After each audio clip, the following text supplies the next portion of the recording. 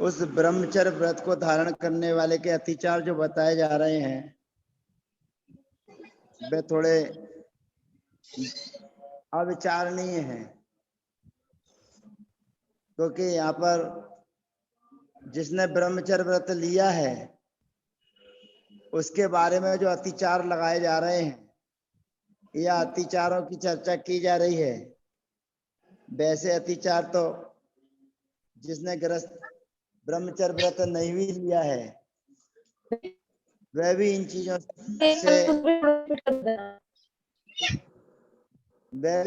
से दूर रहता है। फिर भी आचार्य महाराज ने लिखे हैं, मेरा कहने का अभिप्राय और प्रयोजन ये है कि जो चीजें इसमें लिखी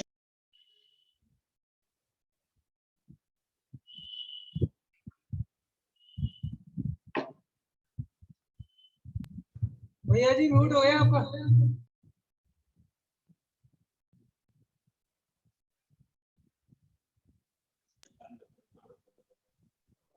आ रही है भैया जी आवाज? आ गई भैया जी, आ गई। आ गई। अब यहाँ पर ब्रह्मचर्य व्रत के धारण करने वाले के लिए ये जो अतिचार बताए गए हैं, ये अतिचार ब्रह्मचर्य व्रत को धारण करने के लिए कहे गए हैं। इसका मतलब ये है कि जिसने ब्रह्मचर्य व्रत नहीं लिया है वो ये काम कर सकता है, पर ऐसा संभव नहीं है। सम्यक दृष्टि जीव सप्त व्यसनों से रहित होता है, और इसमें जो जो चीजें बताई जा रही हैं अतिचार में, तो मैं तो समझता हूं कि सामान्य से जो सम्यक दृष्टि है वह भी ये चीजें नहीं करता है, और मिथ्यात्व से रहित सहित रहने वाला जीव अगर सात्विक है तो वो भी ये काम नहीं करता है। अब इस पर चिंतन मनन करना है अपने को कि ब्रह्मचर्य व्रत जिसने धारण कर लिया है वो ये कार्य करता है तो उसको अतिचार लगता है। अब थोड़ा सा सकारात्मक के बाद में नकारात्मक में जाए कि जिसने ब्रह्मचर्य व्रत नहीं लिया है वह ये कार्य कर सकता है, उसको कोई अतिचार नहीं लगेंगे, पर ऐसा संभव नहीं है। कोई भी ग्रस्त सम्यक दृष्टि ये कार्य नहीं कर सकता, और यहाँ तक कि मिथ्या दृष्टि भी यदि सात्विक वृत्ति का है तो वह भी इन कार्यों को नहीं करेगा। अब कौन से कार्यों को नहीं करेगा और कौन से कार्यों को करेगा उसकी चर्चा हम आपके बीच में करने जा रहे हैं। उसमें आपके लिए बहुत सारा मैटर हम आपको देंगे, समझाने की कोशिश करेंगे। सबसे पहले कहा पर विवाह करने त्वरिका परिगृहिता परिगृहिता गमनानंग क्रीड़ा काम तीव्रा विनिवेशा। पर विवाह करने त्वरिका परिगृहिता परिगृहिता गमनानंग क्रीड़ा काम तीव्रा विनिवेशा। अब ये चीजें जो ब्रह्मचर्य व्रत को धारण करने वाले की बताई जा रही हैं, जो प्राय करके उस ब्रह्मचर्य व्रत को धारण करने वाले के अंतर्गत ही घटित होंगी जिसने शादी की है, और शादी करने के बाद जिसने ब्रह्मचर्य व्रत को धारण किया है ये उसी की है। और जो बाल ब्रह्मचारी हैं उनमें ये अतिचार की संभावनाएं घटित नहीं होती। और जहां तक तो मेरा मानना ये है, मेरा सोच और मेरा चिंतन ये है कि गृहस्थ ने भी जिसने ब्रह्मचर्य व्रत ले लिया है उसके लिए भी इसमें से कुछ चीजें नहीं संभव है। अब हम आगे की चर्चा करते हैं। पर विवाह करने तो सबसे पहली चीज है कि जिसने चाहे गृहस्थ हो चाहे अग्रस्त ब्रह्मचारी हो, उसने ब्रह्मचर्य व्रत को अंगीकार कर लिया है तो सबसे पहली चीज है कि पर विवाह करना, दूसरे के विवाह करवाना।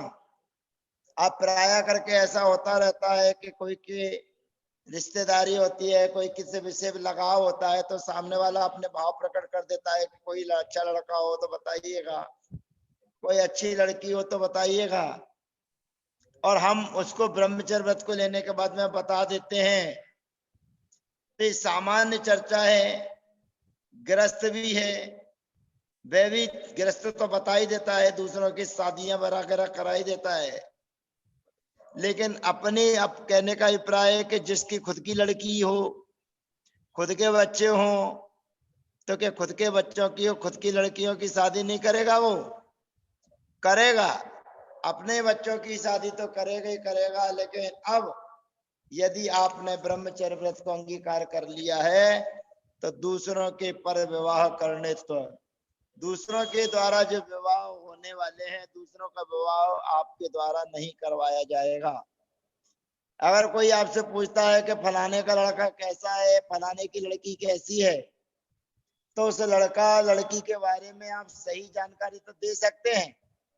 अगर आपको सही जानकारी है तो सही जानकारी दे सकते हैं। अगर कोई 19 है तो उसमें आप बचाव भी कर सकते हैं कि भैया हम इस बारे में कुछ नहीं कह सकते हैं। दूसरे नंबर पे आता है परिगृहीत त्वरिका गमन। ये थोड़ा सा विचारणीय है।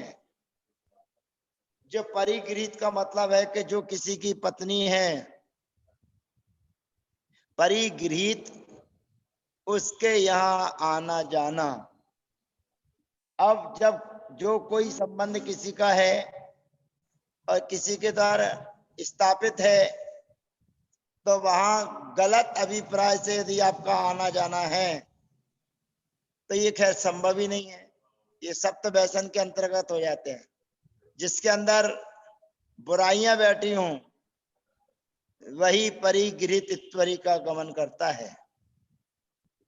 और तीसरे नंबर पर है अपरिगृहित गमन, जो किसी के साथ में संबंध जिसका नहीं है और जिसका किसी से कोई लेना देना नहीं है, उसके जहां आना और जाना, ये कहलाता है सामान से। जो 6 डाला कार में पंडित दौलत राम जी लिखी है, नगर नारी को प्यार यथा कादे में है में अमल है।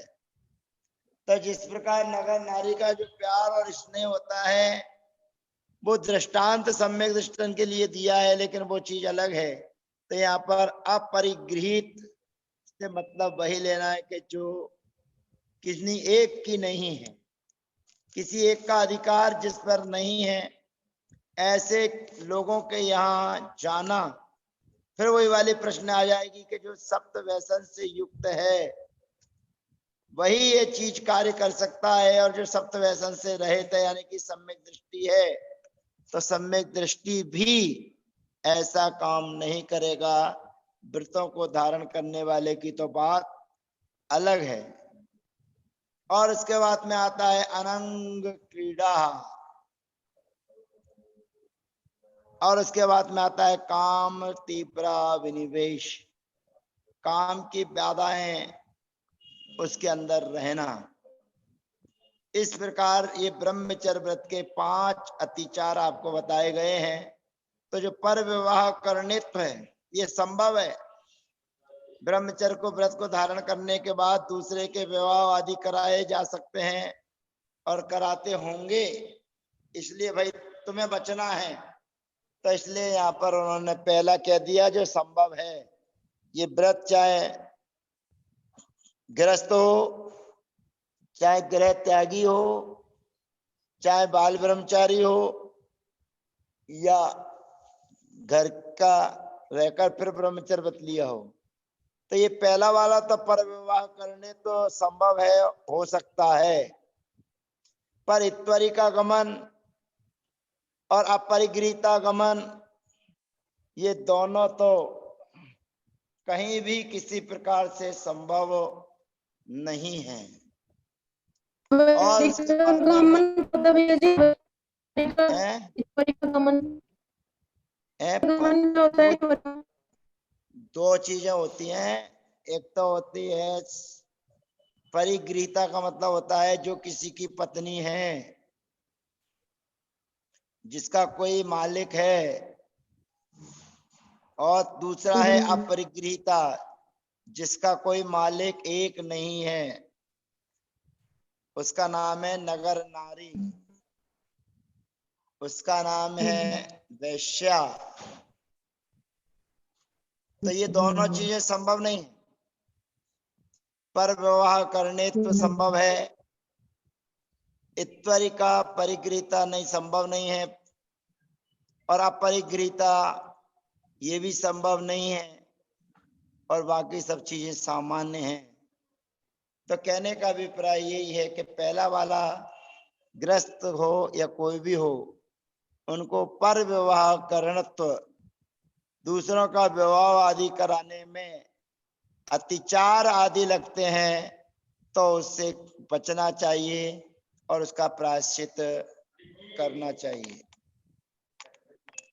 अब यहाँ पर चर्चा चलती है क्षेत्र वास्तु, हिरण स्वर्ण, धन धान्य, दासी दास, कुप्य प्रमाणातिक्रमः। अब यहाँ पर अतिचार परिग्रह परिमाण व्रत के हैं, लेकिन अतिचार 5 हैं, संख्या 9 बताई गई है, और एक संख्या से 2 चीजें ग्रहण की जाती हैं। चिंतन करना है, मनन करना है। परिग्रह परमाणु व्रत के अतिचार बताए जा रहे हैं। व्रतशीलेषु पंच पंच, पीछे सूत्र कहा कि प्रत्येक के 5-5 अतिचार होते हैं। अब यहाँ पर जो सामग्री गिनाई जा रही है वो 10-9 की गिनाई जा रही है, माने 2 चीजें मिलकर एक अतिचार, 2 चीजें मिलकर एक अतिचार, और एक वस्तु का नाम गिनाया गया है, उससे 2 चीजें ग्रहण कर ली जाती हैं पूर्वाचार्यों के अनुसार।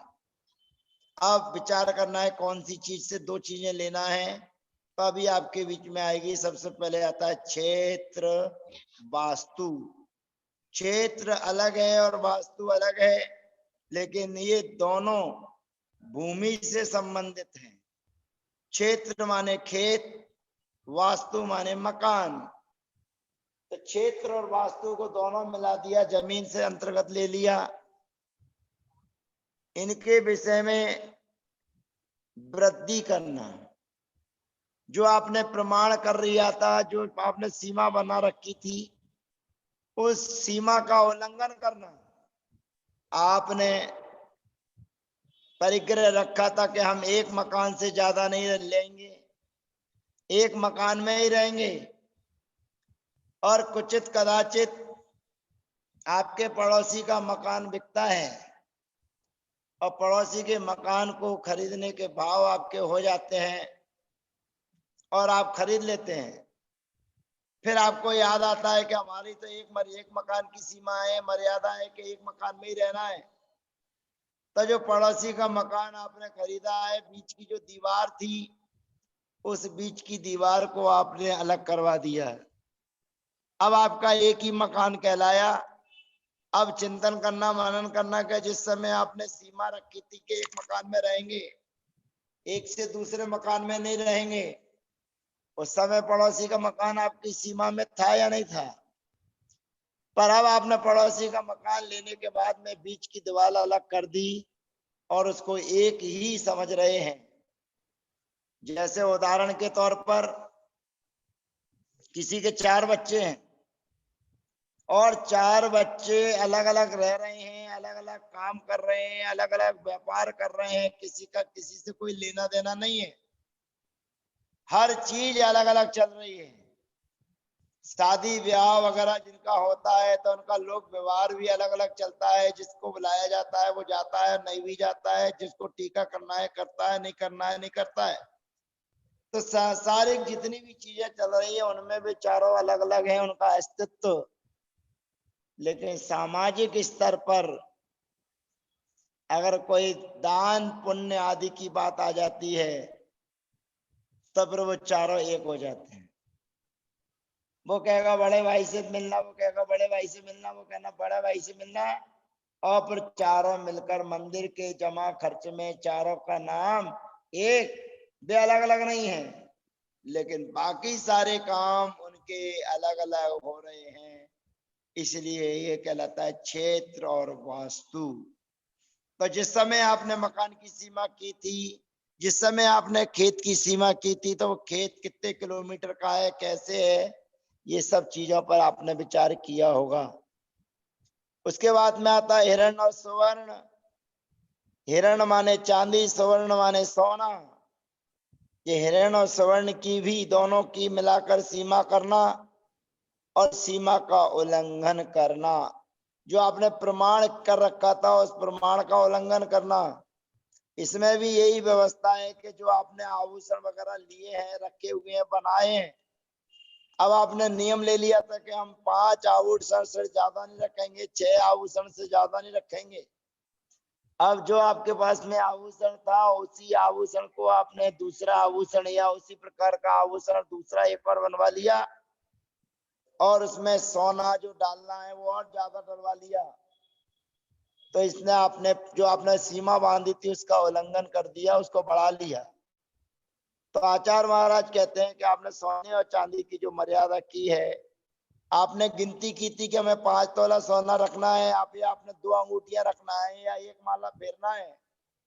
लेकिन 1 माला रखने के बाद आपके मन में विचार आया तो डबल वजन की 1 माला, क्योंकि आपका नियम है कि 1 माला से ज्यादा नहीं रखना है, तो वो आपने ले ली है। फिर धन धान्य, धन धान का मतलब है फसल और जीव जंतु, गाय भैंसे। तो धन धान, अब इससे भी अपने को समझना है कि पुरातन काल में हम और आप खेती किसानी करते रहे, माल गुजारी करते रहे, इसीलिए हमारे पास में धन और धान इन दोनों का परिग्रह अलग अलग है, जिसकी आपने परिमाण सीमा कर रखी थी कि हम इतना धन रखेंगे, इतना धान रखेंगे। और सीमा के अंतर्गत अगर आपको और माल मिल जाता है, सस्ता मिल जाता है और आपको ऐसा लगता है कि अब इसके दाम बढ़ेंगे बढ़ने वाले हैं, तो आप उसकी बढ़ोतरी कर लेते हैं। ये कहलाता है धन धान। और कल जैसे चर्चा की थी आपने कि परिग्रह को,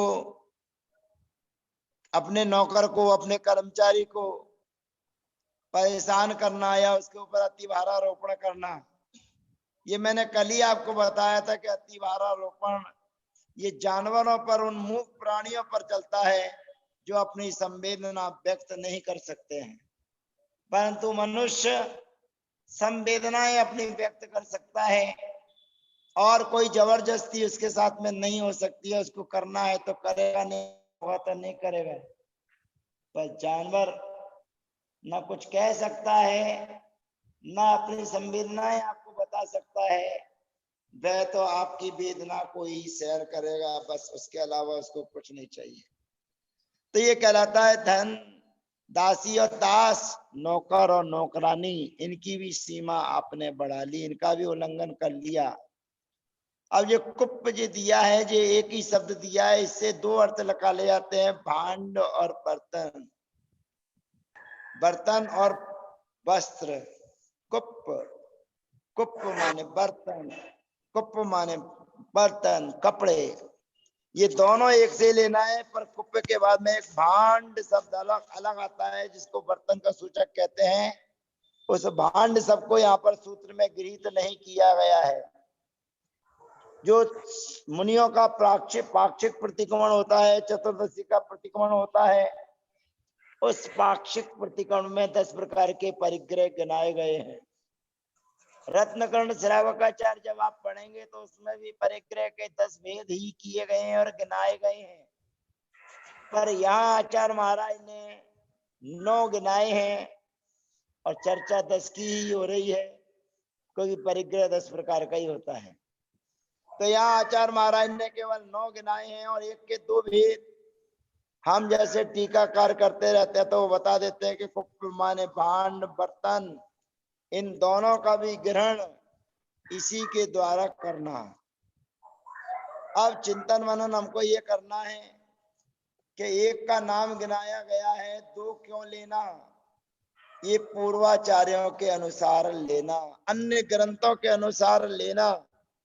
फिर सामने वाले कहते हैं कि इसी में दोनों के नाम क्यों नहीं जोड़ दिए? जो भांड शब्द नहीं आया है, उस भांड शब्द को इस सूत्र में, इस ग्रंथ में जोड़ने में क्या परेशानी है? तो आचार्य भगवंत और हम और आप कहते हैं कि जोड़ने में परेशानी तो कुछ नहीं है, लेकिन हम सर्वज्ञ नहीं है। हम सही वस्तु के तत्व को जानने वाले नहीं हैं, हम सही तत्व के वस्तु को बताने वाले नहीं हैं। इतना ज्ञान का क्षयोपम हमारा नहीं है। और जो ज्ञान का क्षयोपम है वो भी छद्मस्त है। ज्ञान हमारा केवल ज्ञान के सामने हमारी कोई कीमत नहीं, कोई वैल्यू नहीं है। तो ऐसे कुप्प और भांड, कुप्प से ही भांड शब्द का प्रयोग लेना और प्रचलित चला आ रहा है, इसलिए उसका परिवर्तन नहीं होता है। तो इस प्रकार से ये 10 प्रकार का परिग्रह गिनाया, 9 प्रकार का है, पर एक और जोड़ दिए जाते 10, और दो दो के जोड़े बना दिए गए हैं। क्षेत्र वास्तु को एक, हिरण स्वर्ण को एक, धनदान को एक, दासी दास को एक, और कुप्प, इसमें कुप्प का प्रमाण अतिक्रमण करना, और इसके साथ में कुप्प माने कपड़े और भांड माने वस्त्र। भांड माने बर्तन, कुप्प माने कपड़े, इनका भी ग्रहण करना चाहिए। तो ये आपको और हमको सबको लग सकते हैं अतिचार कि आपने परिग्रह की सीमा बांध ली है। उस परिग्रह की सीमा में आप अपने मकान आदि, सोने चांदी आदि, अर्थात आपने 2 माला, 2 हार पहनेंगे, 2 माला रखेंगे, लेकिन जितनी रखी थी उनकी वजन 100 ग्राम था, 50 ग्राम था, 60-70 ग्राम था, लेकिन वजन 100 ग्राम 60-70 ग्राम होने के बाद फिर भी हम आइटम तो उतनी ही रख रहे हैं, लेकिन उनका आइटम में वजन हम बढ़ा के रख रहे हैं। तो इसलिए हमें चिंतन मनन करना है। और फिर कुप्प माने बर्तन वगैरह भी हो गए, कपड़े वगैरह भी हो गए, इनकी एक सीमा आपकी निर्धारित होना चाहिए कि हम एक दिन में इतने कपड़े पहनेंगे, या हम अपने घर में इससे ज्यादा कपड़े नहीं रखेंगे। तो ऐसा आप विचार चिंतन मनन करेंगे, तभी आपका परिग्रह परिमाण व्रत जो आपने ले रखा है वह पालन हो सकता है। पुनः क्षेत्र माने खेत, वास्तु माने मकान, हिरण माने चांदी, सुवर्ण माने सोना, धन माने धान, धन माने धन पैसा, बैल आदि, धान माने बैल फसल पशु आदि, और दासी दास माने नौकर नौकरानी, और कुप्प से भांड भी ले लेना है।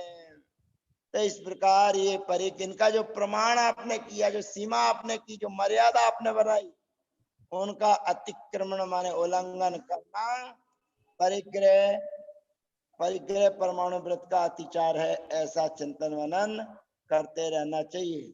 इस विषय से संबंधी यदि आपका कोई शंका समाधान जिज्ञासा है तो आप प्रश्न रूप में, अभी जब हमारा सिस्टम बंद होगा और उसके बाद पुनः आएंगे, तब आपका चिंतन मनन के साथ में कोई जिज्ञासा शंका समाधान है तो उसका समाधान हम और आप मिलकर करने की कोशिश करेंगे। तो ये परिग्रह परमाणु व्रत के अतिचार है। क्षेत्र वास्तु दोनों मिलकर एक, इनका उल्लंघन करना, हिरण्य स्वर्ण सोना और चांदी इन दोनों का मिलाकर एक, उसका भी उल्लंघन करना, और धन्य धान मकान धन पशु जानवर और खेत किसानी फसल इत्यादि, और इसके बाद नौकर नौकरानी और कुप्प माने भांड माने बर्तन भी ले लेना। इस प्रकार ये परिग्रह परमाणु व्रत के अतिचार होते हैं। अब आगे के अतिचार आपके बीच में पुनः आ रहे हैं। आप ध्यान रखना। हाँ बोलिए। धान्य का परिमाण कैसे करेंगे? वही वाली बात है, अभी आपके पास में है ही नहीं, आपकी खेती किसानी है ही नहीं। ये तो रोज जो अपन रखे हुए हैं वो तो खाने पीने की चीज है कि आपको 1 साल का गेहूं इतना रखना है, वो नहीं है। ये व्यवस्था तो मेरे ख्याल से उसकी यही है जो खेती किसानी करता है, दूसरे का माल भी खरीद लेता है, मौका लगता है सस्ता बिक रहा होता है तो दूसरे का भी खरीद लिया, लेकिन पहले सीमा कर रखी थी कि हम इतने से ज्यादा नहीं रखेंगे। लेकिन आज उन चीजें हमारे पास में नहीं है, हम उन चीजों का उपयोग नहीं कर पाते हैं। लेकिन प्रातन काल में ऐसा स्पष्ट हो जाता है कि जैनियों की जागीरदारी चलती थी, मालगुजारी चलती थी, और उनके पास में गाय भैंसे आदि आदि सभी चीजें उनके पास में थी उपयोग करने के लिए। और उनकी चीजों को आचार्य उमा स्वामी महाराज ने देखा होगा, दृष्टि में आई होंगी, इसीलिए उनकी चर्चा यहाँ पर की जा रही है। अब शिक्षा व्रत में आता है दिग्व्रत। साल भर के लिए भी ले सकते हैं क्या? ऐसा नियम या आजीवन लेना होता है? नहीं नहीं नहीं, जो आपने परिग्रह का प्रमाण किया है ना, वो साल भर का नहीं किया है, पहले आपने आजीवन किया है। साल भर की तो आप व्यवस्था बनाते हो खाने पीने की, कि हमें साल भर में इतना लगता है तो उतना ले लिया जाए, लेकिन बाकी की सीमा तो आपकी ये है कि हमने कितना रखा है कितना नहीं रखा है। ये खेती किसानी वाली बात ही है कि आपने एक गैरेज अपना रखा था जिसमें गेहूं भरे हुए हैं, अब आपका एक ही का संकल्प था कि एक से ज्यादा में नहीं रखेंगे, लेकिन अगर कोई आपका व्यापार धंधा वृद्धि को प्राप्त होता है तो एक के बाद फिर दूसरा भी हम ले लेते हैं। तो जो धन और धान की व्यवस्था आज के समय की नहीं है, लेकिन उसी समय की है कि आपका 100 कुंटल माल है, 100 कुंटल गेहूं है जो आपका निकलता है, तो उतने ही धरने की व्यवस्था थी, लेकिन आपने अन्न भी किसी के खेत का माल खरीद लिया, रख लिया, तो ये उसकी सीमा का उल्लंघन हो गया, उसको कहते हैं नहीं भैया जी, मेरा अतिक्रमण। कहने का मतलब ये है कि जैसे अपन ने कोई 4 मकान बना लिए अभी और सीमा बांध ली कि भाई 4 से ज्यादा नहीं लेंगे, 5 साल तक तो 4 से ज्यादा नहीं लूंगा, हाँ और ठीक 5 है। साल आगे देखी जाएगी, जिंदा रहे तो ठीक, आगे जो भी नियम बदलेंगे या इसी को कंटिन्यू करेंगे, ऐसा नहीं, कर सकते। 5 साल का नियम लिया है, 5 साल के बाद में क्या पोजीशन बनती है, जैसे हाँ उदाहरण के तौर पर चलिए, आप आपके पहले के लोगों ने 10-20 साल पहले अपनी मर्यादा कर ली होगी कि मैं हाँ 5 लाख रुपए से ज्यादा नहीं रखूंगा, उसके ब्याज से ही काम चलाऊंगा। हाँ बिल्कुल यही। 5 लाख का ब्याज पहले 5,000 रुपए आता था, उससे खर्चा बहुत अच्छे से चल जाता था। लेकिन सही है। आज ब्याज के हिसाब से एक 5 लाख रुपए का ब्याज जो आता है, तो उससे तो दूध का भी खर्चा नहीं निकलता है। तो पहले के समय में और आज के समय में खर्चे पानी में बहुत फर्क आया है। जिन्होंने धन की सीमा सीमित कर रखी हुई होगी, उनकी बड़ी दिक्कत और परेशानी जाती है, क्योंकि उनके आय के स्रोत उतने ही हैं जितने उन्होंने 10-15 साल पहले रखे थे।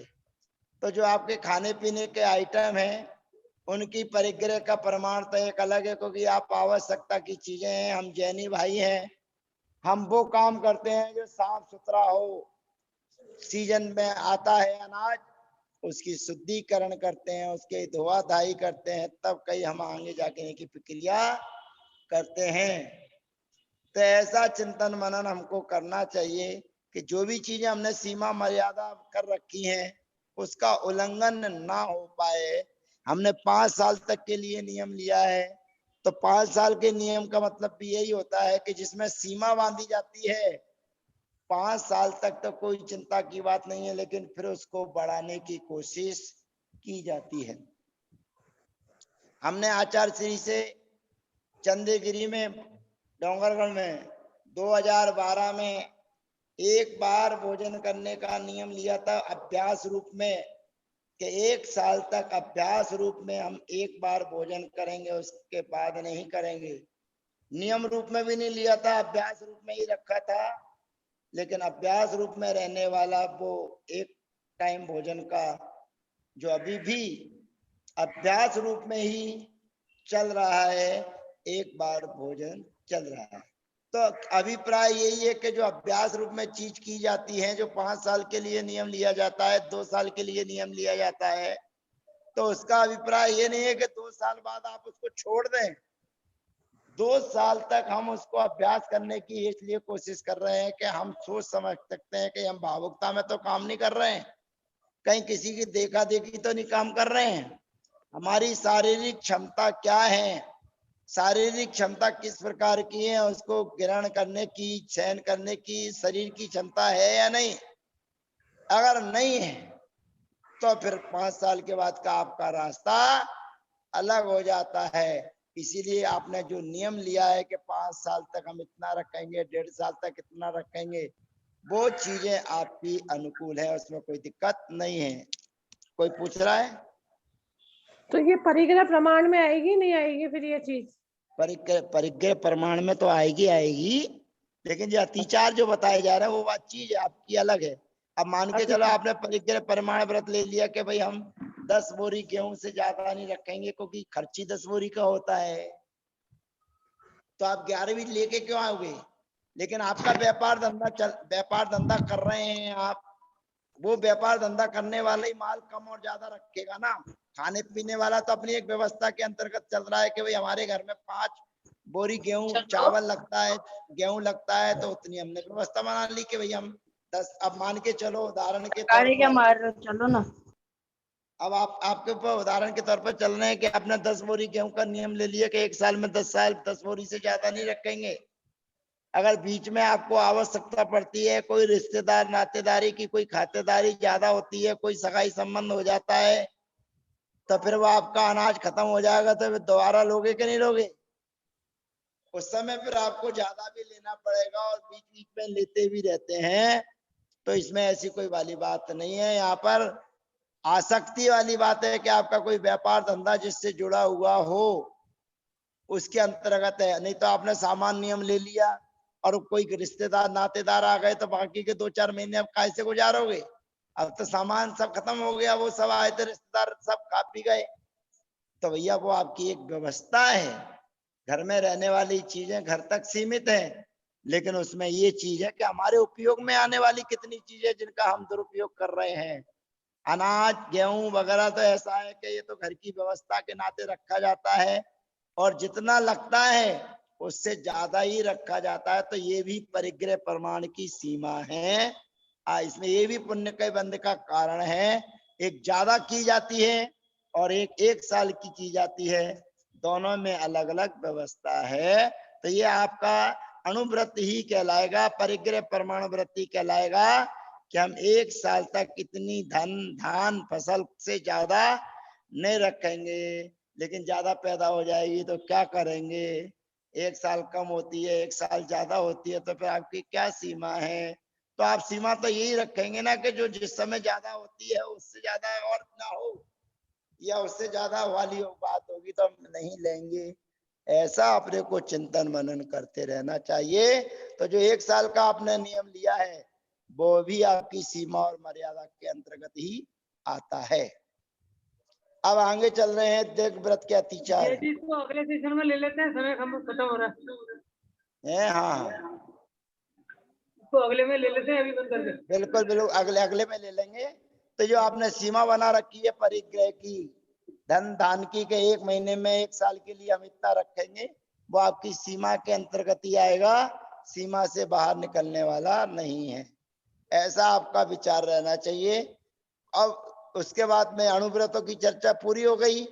अब अणुव्रतों के बाद में दिग्व्रत, जो आपने 10 दिशाओं की सीमा जीवन पर्यंत के लिए कर रखी है, उसका उल्लंघन आपके द्वारा ना हो जाए, यह बात बताने के लिए सूत्र अब आपके बीच में आ रहा है।